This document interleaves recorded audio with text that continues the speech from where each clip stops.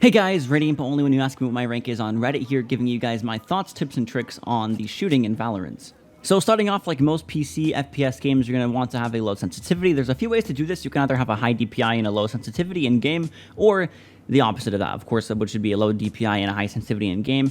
And then there's a few percent that have kind of just like an in-between. I personally do a little bit of the in-between. My sensitivity is about a 0.525, and my DPI is at about 900 on average. Of course, I try to fine-tune this as best as I can, and as a player who's still relatively new to Valorant over the past few months, I'm always, of course, adjusting this over time. But once again, a low sensitivity will always give you the benefit of not only in sprays, but being able to actually flick accurately. Unlike most traditional console games, or just some FPSs in general, there's no aim assist in Valorant, just like in games like Counter-Strike. So when you're flicking over there to the other side, you're flicking directly to where your crosshair is. You're not going to be able to go down and then it just locks up. Now, of course, Valorant does have the option to ADS, which is very nice for most players when it comes to this far-range spray or just being able to tap at a far distance. But you'll notice that whenever you try to watch a player with a really high in-game sensitivity or really high DPI without the other one being set to low, that their spray is going to be all over the place. So let's say I'm here and I want to move over and then I want to start spraying. You'll notice that this spray is relatively towards where the body would be, but if I had a high sensitivity, let's say, I would go over here, go to spray, and as soon as I try to move my mouse down or up or any direction, it would just go haywire. And I think if you've watched any of your friends play that are new to the game and they haven't started messing with their settings, this is about what you're going to be seeing. And of course, there's nothing wrong with that, but just over time, I think that one of the most important things to get used to is lower sensitivity, both either in game or from your DPI. Following on just from shooting itself, you're going to want to have a decent crosshair placement. It doesn't have to be exact. Sometimes people go a little bit towards the body, but as long as you're not looking at the ground or looking too high up, you're going to notice that you're going to be able to hit a lot more shots. So let's say you have a friend who's new to the game. Most of these situations are for people that are new to the game, obviously, because these are things that you'll notice newer players do.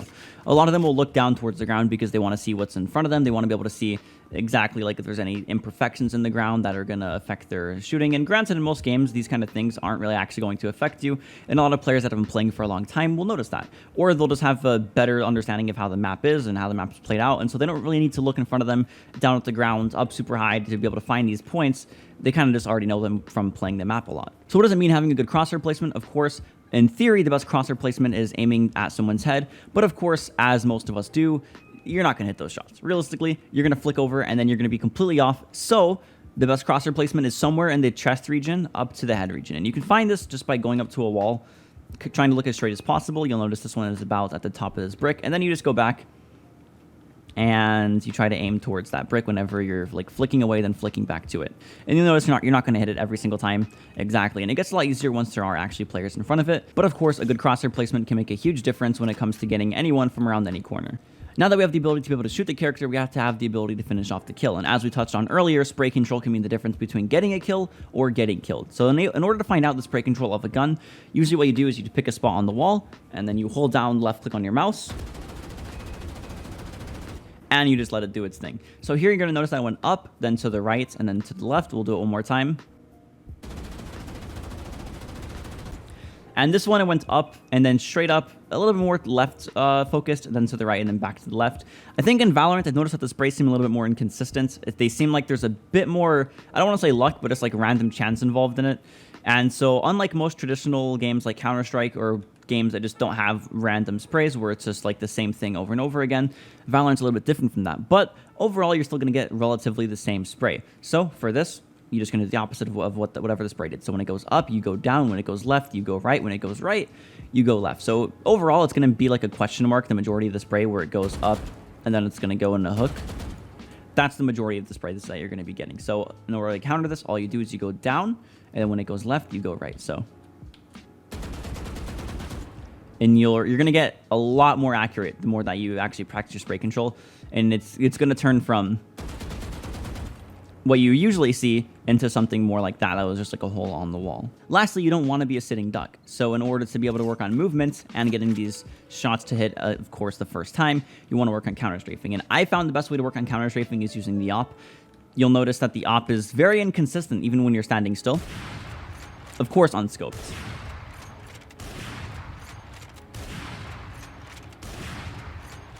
So you'll notice out of 5 shots, only one of the shots were able to actually hit where my crosshair was pointing. But whenever you actually move to the right, and then stop, or to the left and then stop using the, of course, key that moves you in the opposite direction. That's what counter strafing is.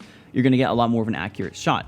So here we're just going to move to the right and then use our left key to actually stop it. So we're going to hold down D, and then as soon as we're going to stop, we're going to press the A key, and then we're going to shoot. And you'll notice that was a lot more accurate than these crazy shots that go all the way around. And to give you an example of the difference between just running and stopping, and then, or just running when you're shooting, here's running and stopping. That one was, it was a little bit further down. That was kind of lucky though how we did get it to go straight down. But overall, it's going to be a lot more inaccurate. And then here's just, of course, running without any stopping. That wasn't even like close. So counter strafing makes a huge difference in the guns. And now we're going to do it scoped in. It's way more accurate. And so now we're going to do the same thing scoped in, and then we're just going to stop. Still relatively close, but that can be the difference between getting a headshot and being a complete whiff. But this isn't just good whenever it comes to being able to move and shoot, because I've noticed that even when you're crouched down and try to move over, even just like by the slightest amount, your crosshair becomes completely unwieldy. So here we're going to keep moving, shooting while crouched down.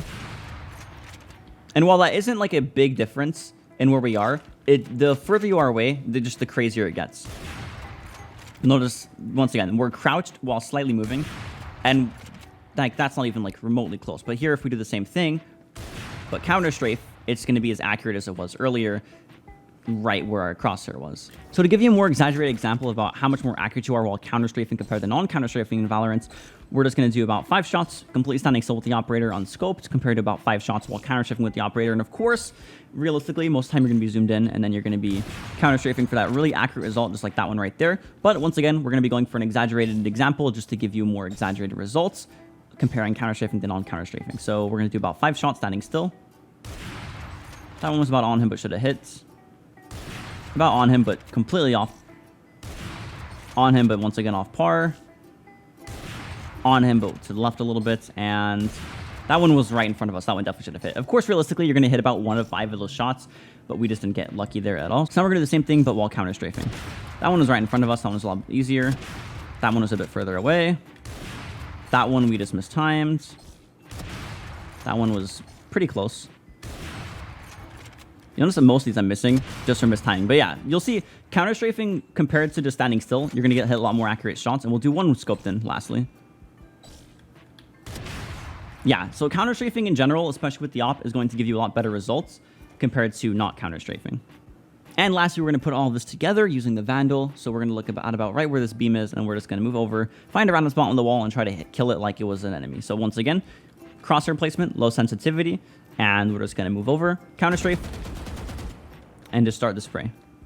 Counter strafe, and start the spray. And both of these should be about where the head is, about where the upper chest is, which will give you your more high damaging shots. But once again, putting all these tips together, you'll get a lot more accurate shots. Most of you probably already know this, and if you haven't tried counter strafing yet, because I think that's probably one of the biggest things to take away from this, I highly recommend trying it out. You're going to get so many more accurate shots, especially if you're an opper. I've noticed, as someone who's been playing a lot of Counter-Strike, opping in this game is way different. It doesn't feel anything the same. You'll notice you don't have to do these crazy flicks after you go for these shots. Like most Counter-Strike players, you'll notice they'll shoot, and then they'll go like that.